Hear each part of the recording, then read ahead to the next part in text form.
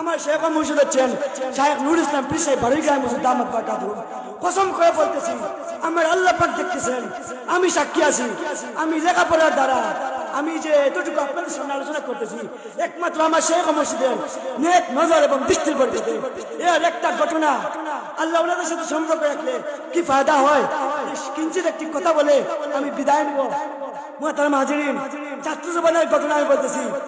ওনারা আসতে মাগরিব পরে বয়ান হবে, দেখবেন ওনার উম্মতের ফিকির, বিষয়ভিত্তিক আলোচনা, গঠনমূলক আলোচনা, উম্মতের দর্দের দিন উনি আলোচনা করেছেন। ওই বুজুর্গের সাথে সম্পর্ক আজ 6-7 বছর থেকে আলহামদুলিল্লাহ আছে, 10 বছর থেকে আছে। কিন্তু খোদার কসম করে বলতেছি, ওই বুজুর্গের সাথে সম্পর্ক থাকার কারণে আল্লাহ পাক রব্বুল আলামিন যত কঠিন এবং জটিল এবং কঠিন সমস্যা হোক না কেন, কোন অবস্থাতে আল্লাহ পাক রব্বুল আলামিন উনার নেক দৃষ্টিতে উনার দোয়া বদলাতে কোনো কাজে আল্লাহ পাক আমাকে আটকান নাই। ছাত্র জীবনে একটি কথা বলতেছি বলে আমি বিদায় নিচ্ছি। দূর চলে আসছেন, আমি ঢাকা লেখাপড়া করতাম, মাহাদি শেখ ইলিয়াস যাত্রাবাড়ি ঢাকা। তখন আমি মুখতাসরে পড়তাম।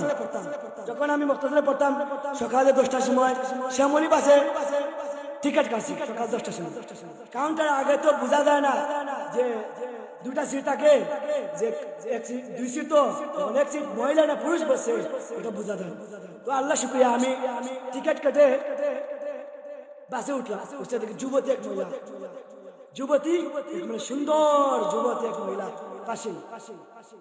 সাথে সাথে আমার সাহেব মুর্শিদ আল্লামা শেখ নুরুল ইসলাম পীর সাহেব বাড়িগাঁও মুর্শিদকে ফোন দিলাম।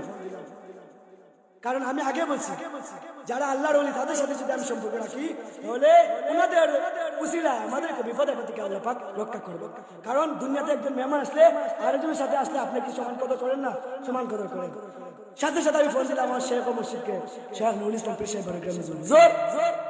এই অবস্থা, আমি তো এখন ঢাকার মধ্যে যাইতেছিলাম, এখন তো পাশে থেকে একজন মহিলা, যুবতী মহিলা, এখন কি করা যায়? সাথে সাথে উনি বললেন ফোন রাখো, কোনো টেনশন করেন না। খোদার কসম করে বলতেছি, আপনি আমি যদি এরকম বুজুর্গদের সাথে তাদের সাথে উঠা বসা করি, আল্লাহ পাক আমাদের জীবনে আমাদের বরকত দান করবেন। সিলেট থেকে যাত্রাবাড়ি যেতে 6-7-8 ঘন্টা সময় লাগে। আমার ভাই আব্দুল, আমি যাই, ওনাকে জিজ্ঞাসা এই খোদার কসম করে বলতেছি 7-8 ঘন্টার ভিতরে একবারেই কোন অবস্থাতে আমার পাশে বসা যুবতী মহিলা দিকে আমার একটু নজর যায় না। বলেন সুবহানাল্লাহ, আরো জোরে বলেন সুবহানাল্লাহ। তাহলে এটা কিসের বরকতে? ওলির বুজুর্গদের সাথে সম্পর্ক রাখার বরকতে। আরো অনেক আলোচনা ছিল। আল্লাহ পাক রব্বুল আলামিন আমাকে ইখলাসের সাথে আমলের তৌফিক দান করুন। আমিন। ওয়া আখিরু দাওয়ানা আলহামদুলিল্লাহি রাব্বিল আলামিন।